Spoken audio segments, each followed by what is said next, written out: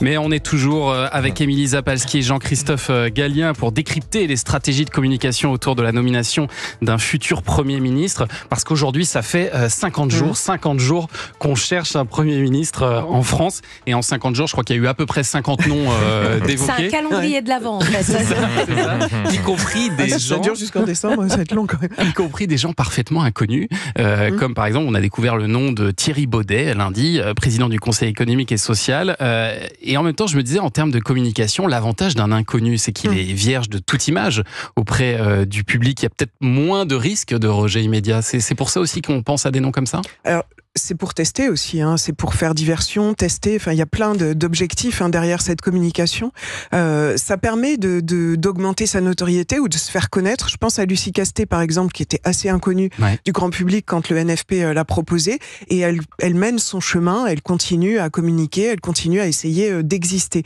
Thierry Baudet, c'est autre chose. Président du Conseil économique, social et environnemental. Moi, j'ai trouvé ça particulièrement cruel, finalement, cette journée où son nom a été donné dès le matin. Et pendant toute la journée, on a entendu, et tout à l'heure on l'entendait dans votre reportage, Mister Nobody, il a pris une avalanche de critiques, enfin c'était quand même assez violent. Et moi globalement, en termes de communication, pour que ça retombe tout de suite, en plus le CESE qui en ce moment sert pas à grand chose parce qu'ils font beaucoup de rapports, ils sont en analyse permanente, mais c'est prescriptif, enfin rien n'est obligatoire, donc ça sert à rien. Et Emmanuel Macron voulait globalement s'en passer un peu comme il veut se passer du Parlement. Mais globalement, j'ai l'impression qu'en termes de communication, c'est pas si bon ce que fait Emmanuel Macron. Tout à l'heure, vous parliez d'intime, Jean-Christophe. Moi, j'ai l'impression qu'il met en scène ce qu'il devrait avoir dans sa tête. Il nous fait le manager qui essaie de trouver... mais tout ça ouvert au monde en montrant tout. Moi, je pense que c'est très mauvais. Ça montre une espèce de président jupitérien qui a des pantins, qui les fait jouer comme ça, qui les fait se faire détruire par la presse comme Thierry Baudet. C'est quand même pas très respectueux même des gens, mais je trouve que globalement, il y a beaucoup de mépris dans sa stratégie à l'heure actuelle, parce qu'on parle aussi du gouvernement démissionnaire, gouvernement fantôme, qui continue à agir, Nicole Belloubet qui fait sa conférence de rentrée. Enfin, vous vous rendez compte, c'est quand même difficile. C'est des non-ministres et ils sont obligés de continuer. Et globalement, je trouve que c'est très mauvais parce que pendant ce temps-là, même si c'est vrai que sa cote de notoriété, pour l'instant, n'en pâtit pas, Emmanuel Macron, mais il y a quand même 50 jours que l'Assemblée, elle est censée reprendre, il y a des dossiers sur la table. L'agriculture, je ne sais pas si vous vous souvenez, il y a une crise agricole qui était en début d'année. Il y avait un projet de loi sur le table. Il y a beaucoup de sujets sur la table, il y a quand même beaucoup de sujets et rien n'est traité. Les députés n'ont même pas le droit de rentrer dans l'Assemblée pour faire des réunions. C'est sûr que ça ne pourra pas durer éternellement. Il y a un moment, ça va, quoi. C'est une mise en scène. Moi, je repense au théâtre. C'était un très bon comédien, paraît-il, quand il était étudiant ou élève.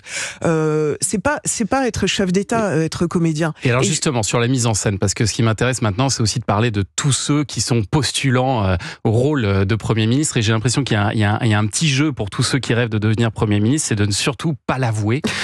Ils disent qu'ils s'en sentent capables. En général, c'est la formule. On a entendu Bernard Cazeneuve, lui, dire que c'était dans l'intérêt de la France, même si lui-même n'en a pas envie. Général qui prime. Il serait prêt éventuellement à accepter pour la France. Pourquoi est-ce que c'est impossible de dire oui, j'en ai envie, j'espère devenir Premier ministre? Jean-Christophe Gallien, ça ne se fait pas. Pourquoi ça ne se fait pas? Alors, ils l'ont quand même pour certains affirmé. Je veux dire, pour des raisons là aussi qui sont très claires. Il y a deux catégories en fait de propositions potentielles. Il y a ceux qui sont des anciens politiques relativement satellisés. À l'intérieur de cette catégorie, il y a des gens qui ont été immédiatement, qui se sont mis en orbite, qui se sont mis en offre. Xavier Bertrand, il a dit « moi je suis disponible ». Il l'a dit très vite, le lendemain de l'élection. Il l'a dit très vite, lui il n'a pas hésité un seul instant. Après il y a ceux et celles qui se vendent alors qu'on personne ne leur en a parlé. C'est-à-dire Ségolène Royal qui vient, qui dit « mais j'ai même mon gouvernement ». Vous voyez, on attend Manuel Valls. Et donc c'est des gens qui sont plutôt dans cet ensemble-là. Alors c'est soit des gens du passé, soit qui n'ont plus de prise sur un parti politique. On n'entend pas Laurent Wauquiez qui est en train de prendre en main les Républicains, ni Jean-Luc Mélenchon, s'il est de l'autre côté, qui joue. Alors ces gens-là donc sont là parce qu'ils ont besoin, eux personnellement, d'essayer essayer de continuer à coter, si vous voulez, en tant que non pas marque politique, parce que ce ne sont pas des marques politiques, mais des produits politiques. Après, il y a d'autres qui sont des non-produits, qui n'existent pas, qui sont une espèce de théâtre du vide, effectivement. Alors, ça peut être malsain, ça peut être méchant pour Monsieur Baudet, pour d'autres, mais Monsieur Baudet, il a quand même vu et eu Emmanuel Macron, il a fait lui-même passer l'idée qu'il avait accepté un certain nombre de points, qu'il était alors, chef de cabinet. Immédiatement d'ailleurs à l'Élysée, on a dit que c'était le plan B, parce qu'on avait voulu Monsieur Berger, mais Monsieur Berger voulait réformer les retraites, alors que Monsieur Macron ne voulait pas.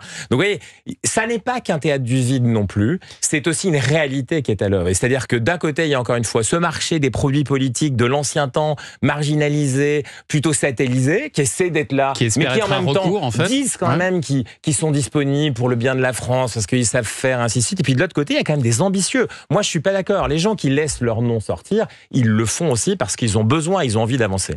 Juste un dernier mot, parce qu'au milieu de tout ça, hier, on a appris que l'ancien Premier ministre Édouard Philippe se déclarait candidat à la présidentielle. C'est assez curieux comme timing. Quelle est la stratégie de com pour vous en un mot, Émilie Zapalski? C'est toujours un peu ça. Édouard Philippe, il vise 2027, parce que dans tous ces candidats éventuels au Premier ministre qui ne disent rien, c'est parce qu'ils visent 2027. Jean-Luc Mélenchon... Mais pourquoi le faire maintenant? maintenant? On doutait de ça. Maintenant, parce qu'il l'a déjà dit au moment des élections législatives. Il disait, en gros, je vais faire le en même temps bis. Je ne sais pas si vous vous souvenez, il parlait de l'arc républicain, de réunir tout ça, ce que n'a pas réussi finalement Emmanuel Macron. Lui, il pense le réussir. Il faut se souvenir quand même que c'était monsieur 80 km/h au moment de la crise des Gilets jaunes, c'était monsieur H pivot et c'est monsieur 67 ans pour l'âge de la retraite.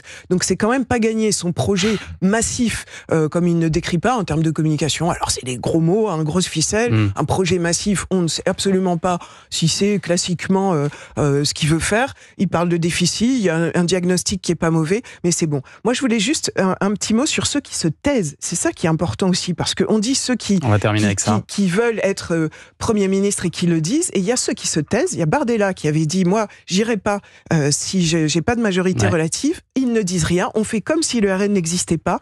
Et ça, à mon avis, ça va poser un problème. Ça peut amener des voix au RN, et ça va être beaucoup plus compliqué pour la suite. Merci beaucoup à tous les deux. Émilie Zapalski, fondatrice de l'agence Émilie Conseil, Jean-Christophe Gallien, politologue, d'avoir été ce matin au micro d'Europe 1. Merci.